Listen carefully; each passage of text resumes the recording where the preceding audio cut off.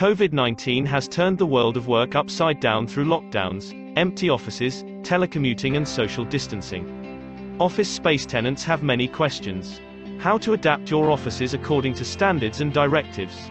What new initiatives are you taking so that teams can meet regularly at the office? The current situation is creating available office space while the demand remains low. This provides added potential for prospective tenants of office space. What's the best way to work in a hybrid way? How does one organize a combination of working both at home and in the office? How do you get your teams back to the office and reinstate face-to-face meetings, as opposed to prolonged telecommuting? How to organize the physical presence of your teams on a rotating basis? How to adapt activity-based working? The new Belgian directive on ventilation systems must be adapted to provide up to 40 cubic meters of fresh air per person per hour. Many buildings are not properly equipped for this and will have to comply.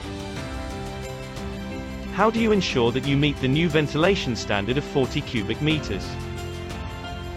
There are different formulas for making your surface flexible. The combined use of a classic office, and the concept of the business center, or even shared meeting spaces is a fast-growing trend. Providing flexibility for the years to come, in uncertain times, is the solution to not paying per square meter that you do not occupy. Negotiating flexibility in terms of the number of square meters rented is becoming the new way forward.